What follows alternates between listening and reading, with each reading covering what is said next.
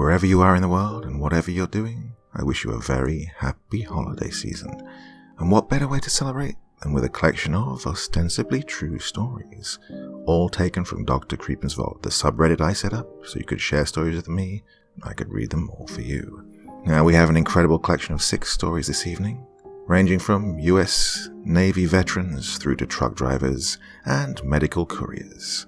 So, my dear friends, it's time once again to sit back and relax with your favorite drink and listen.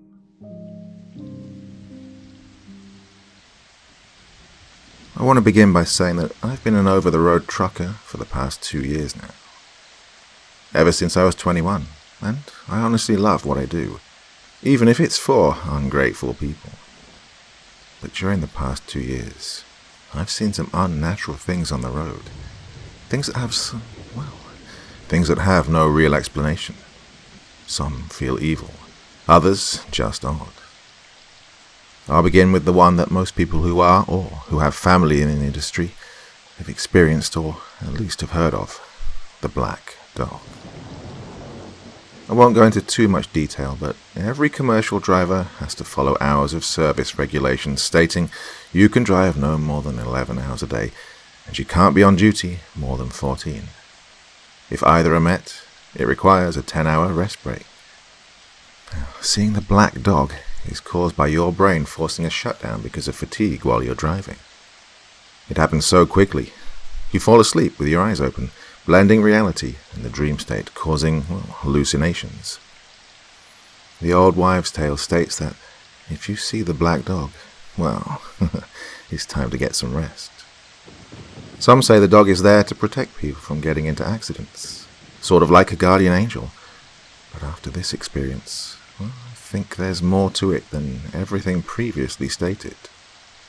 6 months in as an over-the-road driver, I had a delivery to make in Tonawanda, New York, and was coming up through Pennsylvania on one of the state routes.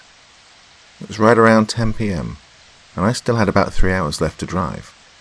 Now, I can't stress this part enough. I wasn't even remotely tired.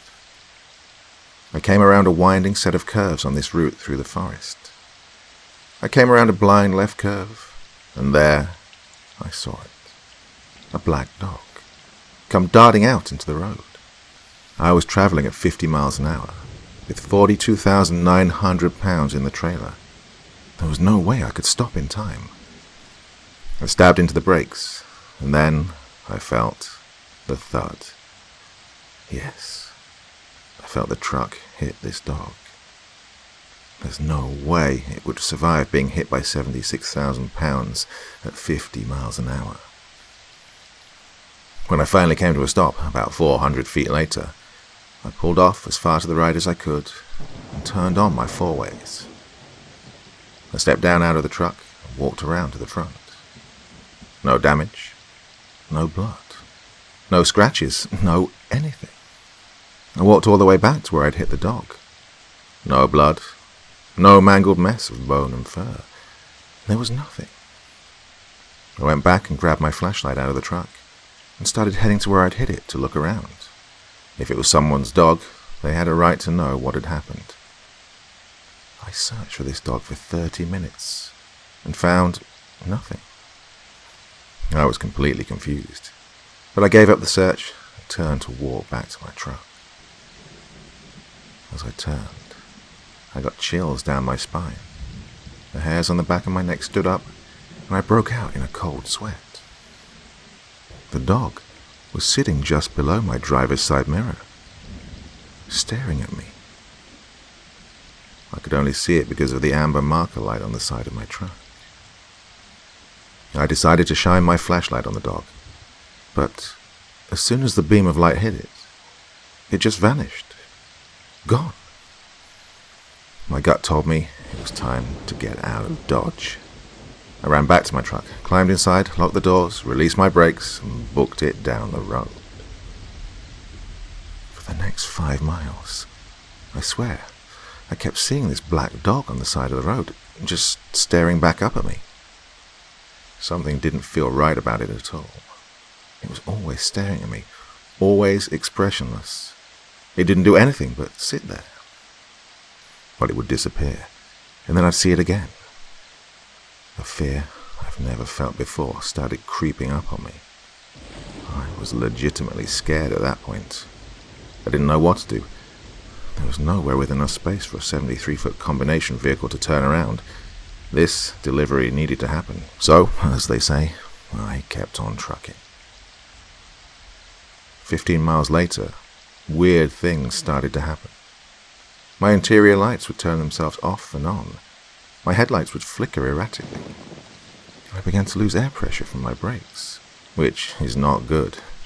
If your air pressure drops below 20 to 40 psi, there's not enough air pressure to keep the springs held back from applying both the truck and trailer brakes full force. I got down to 60 psi. The low air warning light came on, and I pulled over to the side of the road, applied my brakes and four ways, and got out to check what was making me lose air pressure. All of my air lines were severed. It looked as if they were bitten clean in half. The air lines on big trucks are designed to withstand 150 psi of outward pressure, and something just bit them in half like it was nothing. I'd notified dispatch of the breakdown, put out my reflective triangles, and waited. An hour had passed, and I didn't see a damn thing. Another 18-wheeler was coming up in my rears, so I switched on my CB into channel 19, which is the common channel, and radioed to keep to the left, as there was a very small shoulder, and I was about halfway into the lane of travel. He radioed back. 10-4. Thanks for the heads up, driver. Everything all right? So, I radioed back. Yeah, airlines are busted. Waiting on the wrecker to get here. He didn't respond after that. He came past me without slowing down, easily doing 60 in a 45 zone. I watched him follow the curve to the left. Then, brake lights. I heard the screeching of tires and watched as he swerved off the road and into a pine tree. I climbed out of my truck and ran over to him. The truck was smashed in, and a branch was pierced through the windshield. I quickly opened up the driver door, and there I saw it. The branch had impaled him through the shoulder, just above the armpit. Blood was leaking out of the area, but the branch was acting like a plug almost, preventing excessive blood loss. The driver was unconscious. I immediately called 911, gave them the state route and mile marker of the accident, the nature of his wounds. They notified EMS and the state police right away. 20 minutes later, they arrived. They had to use a saw to cut the branch both in front and behind the driver. They had to carry him down from the truck to the gurney. He finally came to. He started crying, not out of pain, but remorse. The only thing he kept saying was, "Did I hit her? Did I hit that poor girl?" I was taken aback by shock. The last house I'd passed was 3 miles away, and there were no houses in sight of this stretch of the road. The ambulance rushed him off to the hospital. The police notified the towing company to come and get its truck, and called his company to inform them.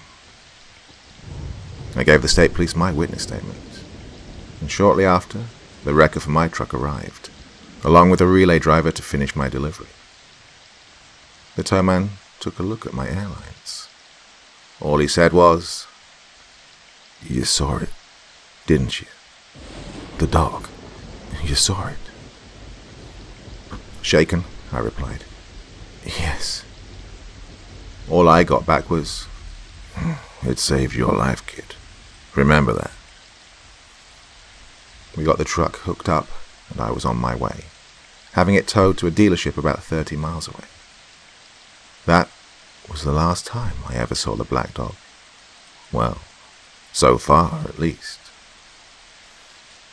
I don't know what it is, what it wants, why it chooses who it does. All I know is that it saved my life. So, if in your travels you ever see the black dog, pull over. Immediately. I have plenty more stories to tell, but I don't know if people want to hear them. Let me know and I'll try to get more written down. Oh, And after doing some research, the nearest houses to where this took place, well, there aren't any family homes. No children whatsoever.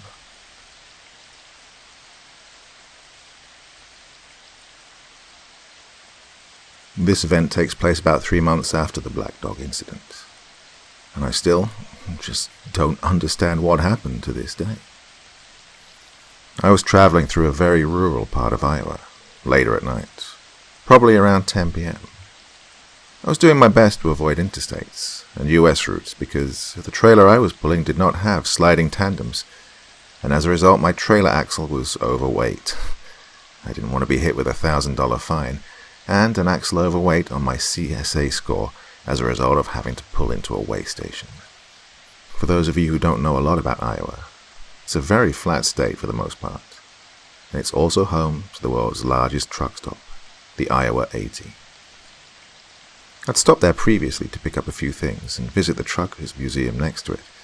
It's a place I'd recommend anyone to visit, trucker or not.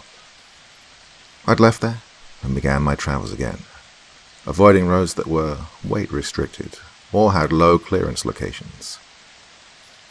Most trailers stand 13 foot 6 inches, and any time clearance is close to that on a bridge, it's a full pucker, mainly because in some places the roads get repaved and they don't update clearance height notifications. I was about 30 miles away from any municipality in all directions when my CB radio started playing various pitches of static. Usually this means someone is talking on the CB, but they're out of range. I pulled my mic off the hanger and tried to communicate. I got no response. Yet I still kept hearing the various pitches of static. I continued driving and came upon an underpass to a road that had no clearance height notifications. I immediately pulled off to the side of the road, not wanting the top of my trailer to look like the lid of an open can of sardines.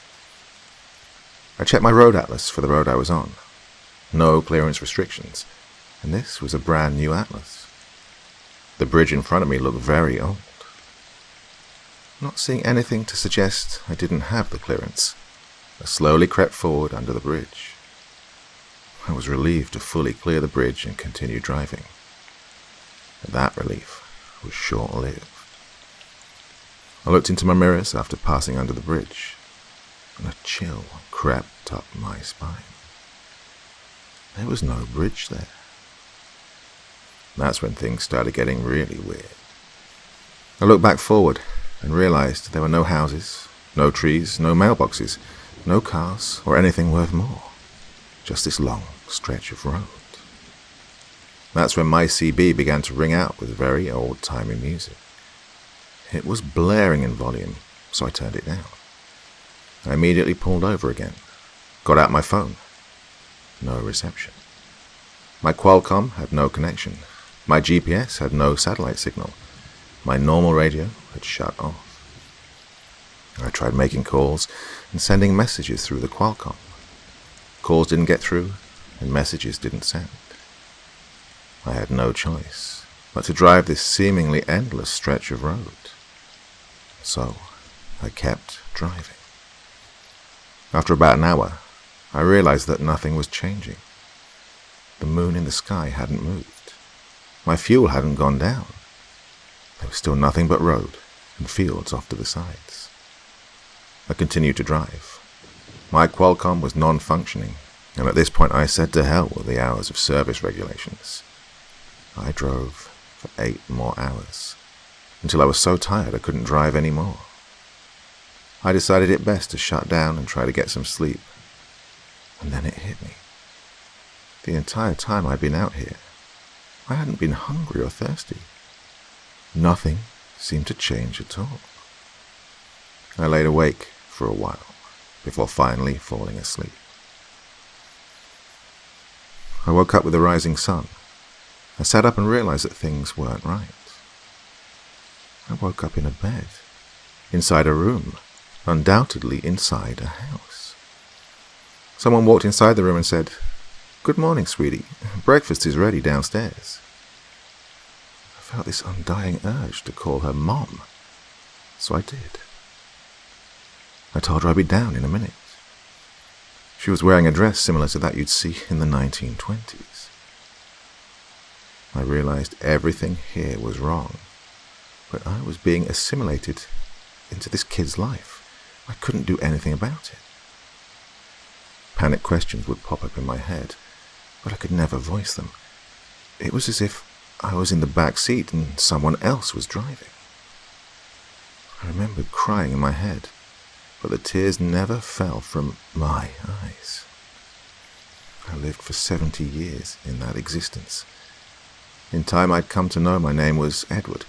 I graduated high school, fell in love, got married, had kids, had a stable job, became a grandfather, and I died. I lived every single day of that existence, always knowing it wasn't right, but not being able to do anything about it, for almost 26,000 days. Oh, I'd missed my family so much. In my head, I'd cried every single day, knowing I would never see my family again. The despair I felt growing every day was unimaginable. Eventually, I just stopped caring and tried to enjoy as much of this life as I could.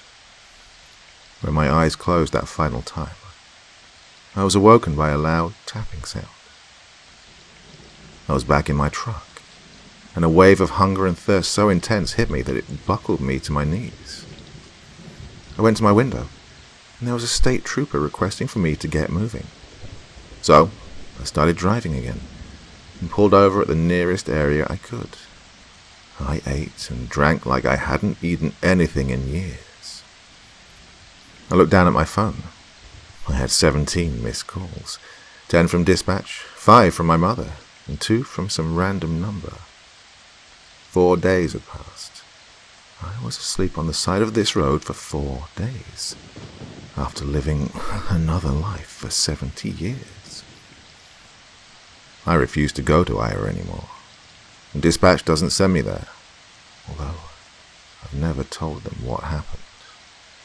I never tried to do any research on what happened, did not want to know about it. I'm now still wary of any bridge or underpass, regardless of whether it's in a populated area or not. The worst part is, to this day, I sometimes still have trouble remembering that my name isn't Edward.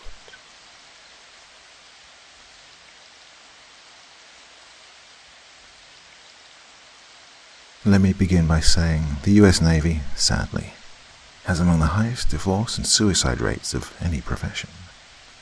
The long and extended deployments, the stress of little to no communication with the outside world while overseas, or the little amazing things we take for granted on land, the luxuries you just can't bring onto a ship, and the many other sacrifices, including not seeing loved ones for a very long time. Well, enough bitching. We know what we signed up for, right? So, now you have an idea, or a glimpse, perhaps, on why it can be so stressful. That, of course, is also taking into account the job and the burdens that come with the territory. But we won't be going into too much more of that. No, you see, this story is about death and the hereafter. Is there such a thing, you ask? Years ago I may not have said so, as I've always questioned everything and tried to rationalize. Probably what got me into trouble the most, questioning authority and such. However, this event and those which followed have most certainly changed that for me. Now, I've never told this story, or any others like it, to anyone, as I've never wanted to open up about them. So, consider yourself, my audience, to be my therapists, my own personal life draft. Anyway, I digress. Imagine, if you will, you're on a floating prison, 1,000,000 nautical miles from anywhere. A 900-foot massive warship with 20 levels, decks, Humvees, tanks, fighter jets, and several thousand sailors and marines. A ship so large in size, even the most experienced scurvy pirate be lost. There are so many hidden compartments, it's almost impossible to explore the entire beast, and I'd ask no one to attempt to do so, lest ye be ready to lose your way. The hallways on a ship, peeways they're called, are very narrow, as space is limited on such a vessel, for precious cargo and the like. This detail is important, as it dictates the foot traffic and the actions of said personnel. When navigating a ship, you always let the superior officer or enlisted person pass you as you slam your back against the wall. This is a sign of respect and long-standing Navy tradition. Now, at night all lights go out, and you've only but a dim red light throughout the ship to illuminate your path. If you were to step outside, say, onto the flight deck of the ship, you could look in every direction and see nothing but the vast, dark, empty abyss that is the unforgiving ocean. Very dark and dangerous to be out this time of night. Midnight comes, and I'm on watch. The battle watch captain needs something. Oh God, please don't pick me, I think to myself. This place gives me the creeps. Damn, I'm the chosen one. Or, at least for this mission, I'm to undertake. Oh, great. We are out of printer paper again. I know what this means. I'll have to travel to the lowest decks of the ship in the middle of the unforgiving darkness and the ever-so-empty peeways on my quest to seek the Holy Grail, which in this case is copy paper. I'm all alone on this one. Or so I thought. I begin my voyage to the stairs that are marked Captain's Stairway, or something to that effect. It's late. No one will know. Besides, it's a long way around, and I don't want to be gone too long. This was a major shortcut. Certainly I'll be yelled at if I'm caught. Well, I make my way down the very steep, but quite nice narrow steps until I reach the deck, where I have to get to in order to retrieve my supplies. I eventually find the compartment, which, by the way, is not marked by anything and has no lights. Well, I may not have service, but my cell phone has a flashlight at least. So I fire up that bad boy as I scour around for what I need. Weird. I just noticed there's no one in here. Normally a supply officer is in these quarters. Oh well, I think. I need to grab my shit, sign the paper, and get the hell out of here. Only, I wasn't alone.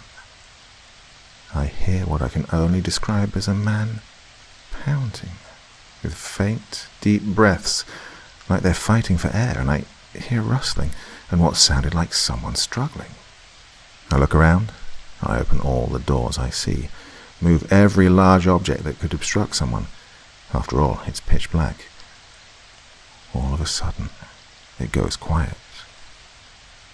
I see what appeared to be two dark figures, and then a loud bang, like metal slamming down against another object, or what sounds like a construction site. I noped the fuck out of there, ran like hell, as I felt eyes watching me, as if my every move was being followed. I ran so fast in the darkness I dropped my supplies that I'd come for, my heart beating as if I was escaping gunfire. Something is after me, I thought. Am I going insane? I hear footsteps nearing me as I make my way back to my workspace. And again, it goes quiet, as if nothing had happened. I arrive back on my watch, empty-handed, looking pale and out of breath. What happened? Where the hell's my shit? My chief asks. I began to explain the situation, but he stopped me, shook his head, and looked down. Jeez, I'm fucked, I thought to myself. I'm already on thin ice with this guy, and then he motions for me to come closer, and I sit beside him. He quietly begins to scold me. I sit down with my eyes wide open, a dumb expression on my face as he informs me I was never to go back down to that space again. Why not, Chief? I ask. It's evil, son. Pure evil. Didn't anyone tell you? He looked at me, puzzled. I nodded and shook my dumb head side to side, still breathing heavily, and said quietly, "No, Chief. What the hell is down there?" I later found out there was a murder-suicide down in that space. Some type of love affair, I suppose, and a lot of guilt that followed.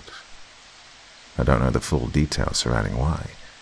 What I do know is I'll never set foot on another ship again. And I didn't go back down there for the rest of the deployment. I'm not certain what I encountered that evening. All I know is I've never been the same since.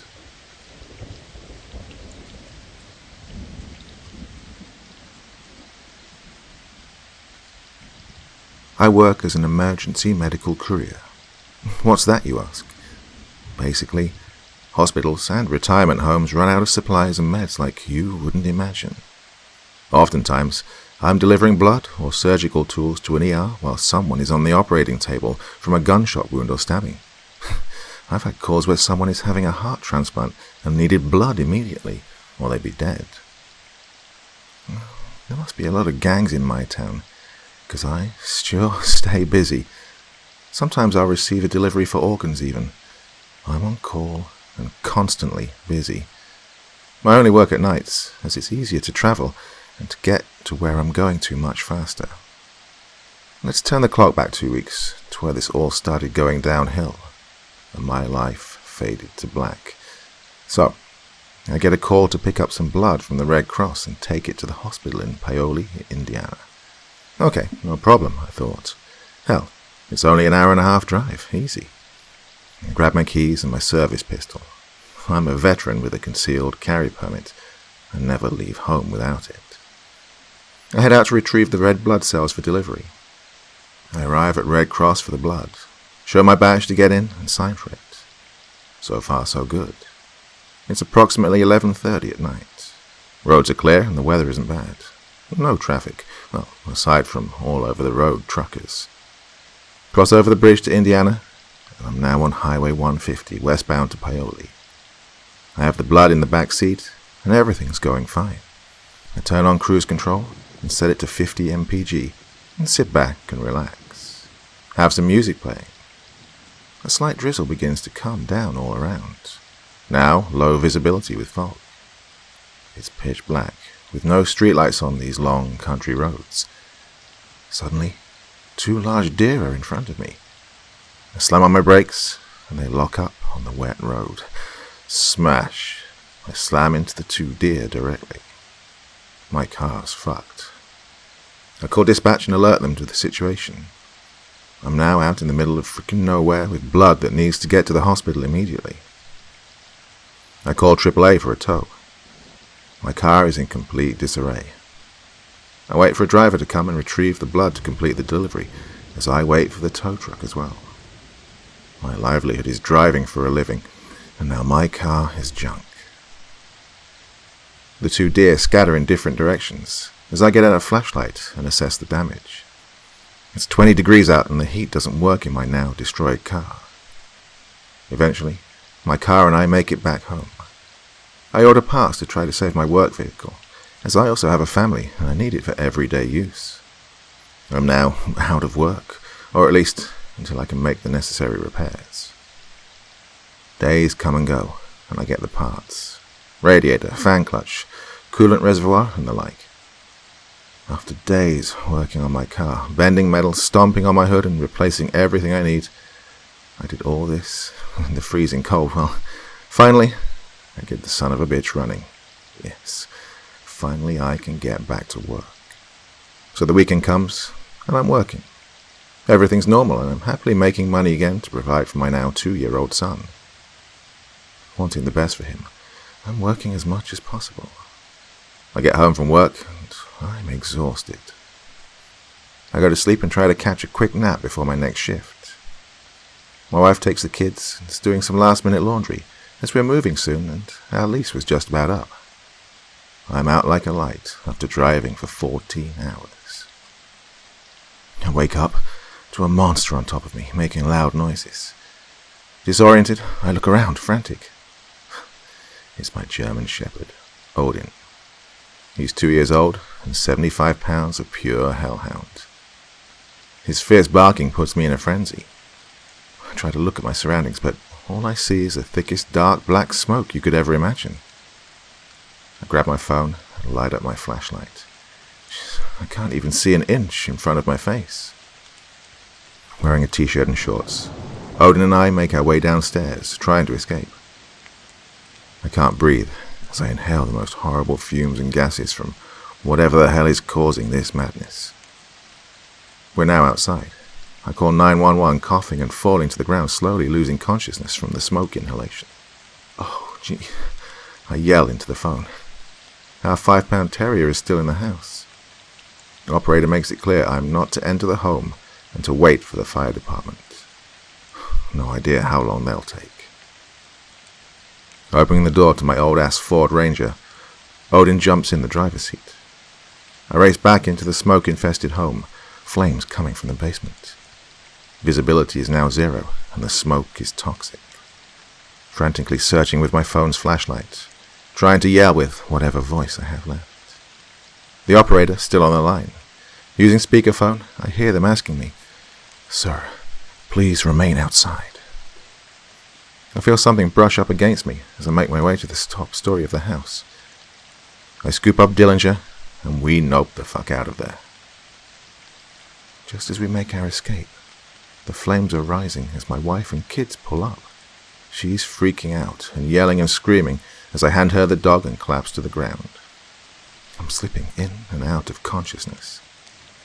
What feels like hours, but was probably only minutes later, the fire department arrives as well as EMS. I'm now being carried by 2 large firemen to the back of the ambulance as I see about 15 men getting suited up with gas masks, axes, and the big-ass water hoses. They rush into my burning home, hearing my wife yelling and my 2-year-old boy crying for me. I feel someone or something pushing against my ribs and something soft against my mouth. I now know the EMS woman was administering CPR and chest compressions to keep me from passing out. I'm awake in the back of the ambulance, being questioned by a fireman and investigators, asking me health-related questions. Choking and coughing, I'm barely able to relay much, still very disoriented and confused as to what had just occurred. I tell them as much as I know, which wasn't much, as I was just sleeping before I had to get up for work. I try to go back inside. I learn that they cut the power and said we couldn't stay there anymore. I wanted to grab some things if I could. Pissed off, I go sit back down. Them wanting to take me to the hospital. I yelled, "How can I leave my family? They now have no roof over their head and it's freezing cold. They have no food. Fuck the hospital. I have to take care of them." "Sergeant, we have a refusal," I hear him say. "It's okay, son, but I must warn you, there will be some side effects from smoke inhalation. You need to get it checked out in the next few days." "Yes, sir," I muttered. Well, turns out the dryer somehow malfunctioned and caught on fire. Lint tray was empty, and the dryer plug untouched and unharmed. It was very strange, and they were all baffled. Taking notes, the firemen get the model number for the dryer to see if there were any recalls for that particular one. It's 2 days later, and I'm cleaning the place out, salvaging what I can get, and throwing out everything that was damaged by smoke and fire. Thankfully, I had renter's insurance, and they sent us some emergency funds so we could have a roof over our head and food to eat. My family was up in a hotel, as I'm covered in soot and smoke. I hear from their fire investigator. He informs me that if the dog hadn't woken me up, when he did, a few minutes later, I would have been dead for sure. 2 things I'm grateful for: renter's insurance and my best friend Odin, the German Shepherd. I urge everyone to get both. I showered my best friend with some well-earned treats. Well, I haven't slept in days, and I nearly died from simply trying to rest before work. So now, I'm terrified every time I lay in bed. So, here's to another night of no sleep.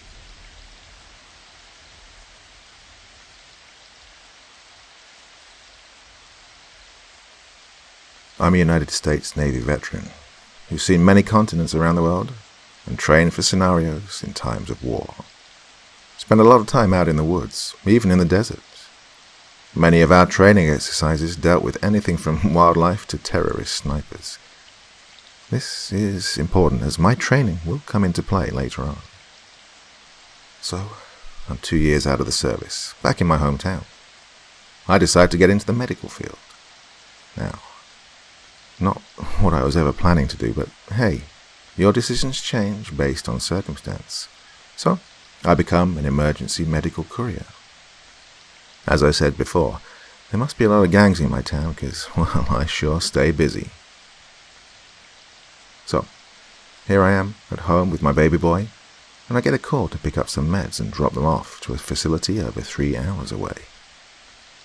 I get the drugs after crawling out of bed and stumbling to my feet. Begin to drive to the backwoods of Indiana. I eventually arrive at the building, dimly lit up in the middle of a forest. I have my service pistol on my hip at all times, as I have a concealed weapons permit. So far, pretty uneventful. I have the nurse sign for the meds, and I hastily make my exit. I'm now outside, and hear rustling and branches breaking. Thinking to myself it could just be a deer, I continue walking to my car. I can see it about 20 feet away. Then, I turn around to be greeted by a monstrous 7-foot-tall beast. It had to weigh at least 500 pounds. It was closing in on me. I reach back behind my waist and fire my Beretta 9mm 3 times. I'm certain each bullet reaches its mark. No effect. Started running and noped the fuck out of there. I get to my car. Oh, jeez, did I lock it? Oh, why? Frantically tossing my keys on a lanyard, grabbing all the wrong ones, trying to get in my car. This beast reaches me. I quickly fall to the ground and hide under the car, and don't move a muscle. I lay still as I hear it scouring around the car, scratching and clawing, trying to reach for me. Terrified, I scream at it loudly. Stupid, I know. No effect. I try fire 2 more shots in the bear's direction. Not a good shot from this angle, and there's no room under my car. 1 bullet grazes this monster, and the other strikes its leg. The bear scurries off back into the woods. I barely have a signal on my phone, but I'm still able to call the police. The squad car shows up in about 20 minutes. My adrenaline's still rushing and blood pumping fast. I didn't even realize it while I was under the car, but I'd been mauled. Blood running down my leg as the officer shines his mag light to examine me. Medical arrives and patches me up as I make my full report to the officer. Apparently, it was illegal to fire my weapon in city limits. But he told me, well, since my life was in danger, he'd only issue me a warning. I thanked him, asked if I could go. 2 things I learned that night. Do not fuck with Mother Nature. Oh, and the other, I'm never going back to Kokomo ever again.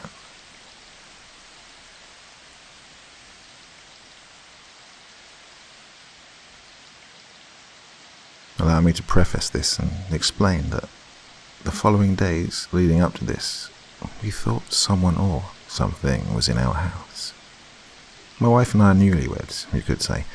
We just had our first child together. His name is Thomas. At the time, he was 6 months old. This is a 3-bedroom shotgun house, a starter home that needed a little work. The setup goes like this. Living room, our bedroom. Bathroom, nursery, office and kitchen, from front to back in that order. A huge backyard leading to a back alley. We were thrilled to have gotten the house in a quiet neighborhood and at such a decent price. I immediately got to work before moving in, fixing little things, plumbing related, cleaning new floors and the like. Eventually, we had everything ready to move in. We had no neighbors on either side of us. Lucky, I thought. Now, this detail is important for what follows. We've been living here for a few months now, with no issues. Me working a lot, and the wife a stay-at-home mom. As we lay in bed on a very warm, dark night, both of us began to hear loud banging sounds coming from what seemed to be every room in the house. I grabbed my 3-cell police maglite and Beretta 9mm with 16 rounds. I'm searching the house and it's completely quiet. I find nothing. There's no animals or anything. The flashlight is turned off and I go back to bed, putting my gun on the bedside table, only for a few months later to hear it again, almost simultaneously in every direction. Every wall is being banged on. Bang. Slam. What the fuck? Hun, are you hearing this? I asked my wife. This happened several more times. I continue to search the house, inside and out. I even go out to the crawl space under the house. Nothing. At this point I'm confused because these noises are coming from inside the house. Very loud sounds.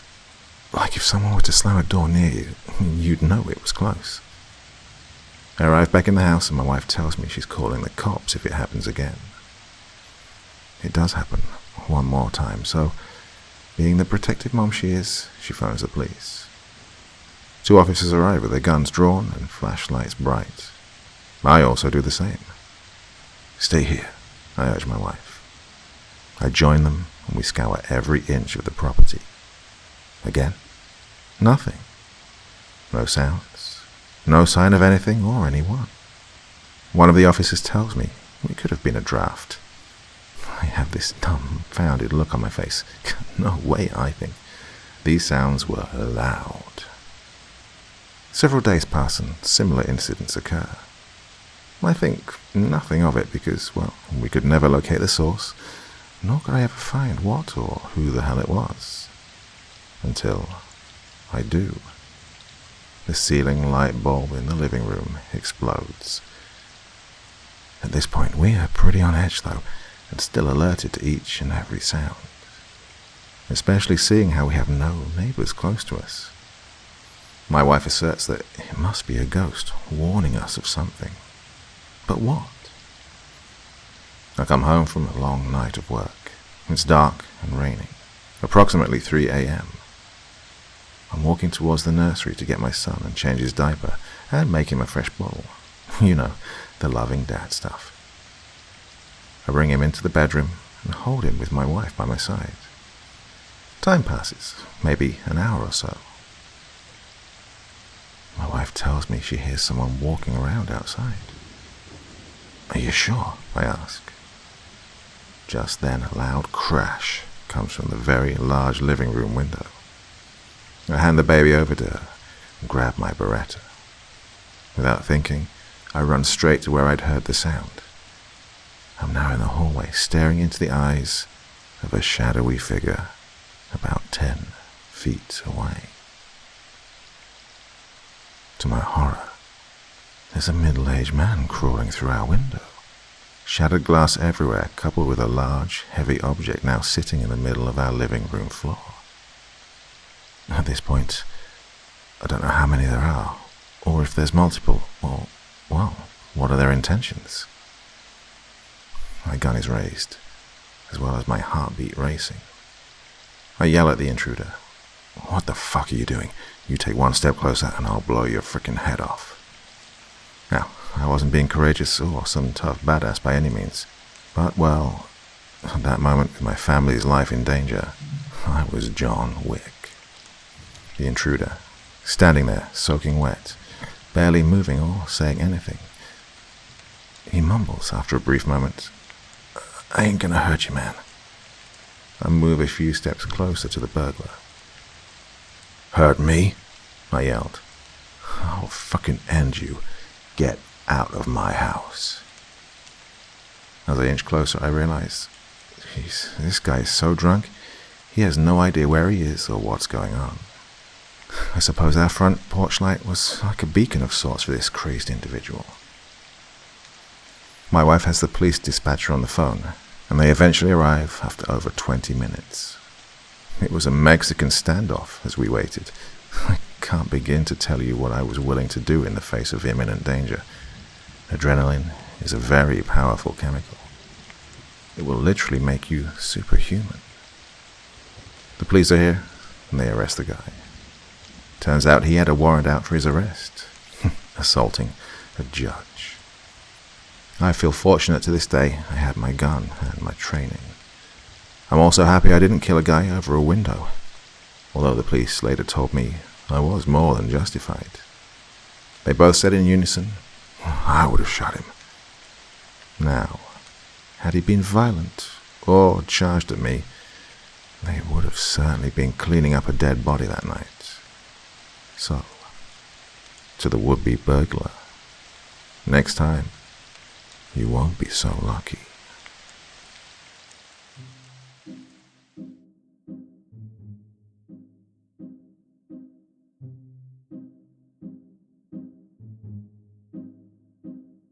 So I really hope you enjoyed that collection of short stories. Got quite a lot of shorter ones posted on the subreddit.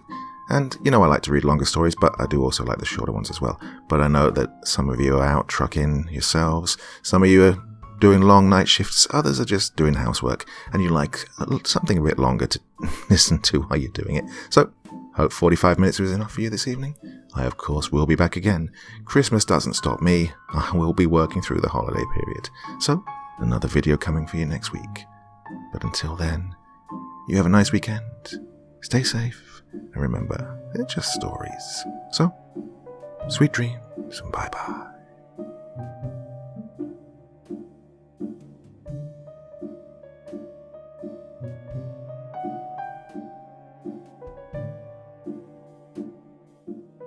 Thank you so much for choosing to spend your time listening to me. Now, if you enjoyed the Dr. Creepen experience, then come find me on Facebook. Come chat with me on Twitter. Listen to the background music and download it if you like on SoundCloud. Drop by the store, pick up a t-shirt. And, importantly, if you've got a story you'd like me to read, send it to Dr. Creepen's Vault, the subreddit I set up so that I could read your stories. Now, looking forward to seeing you all again real soon. So, come check me out, okay?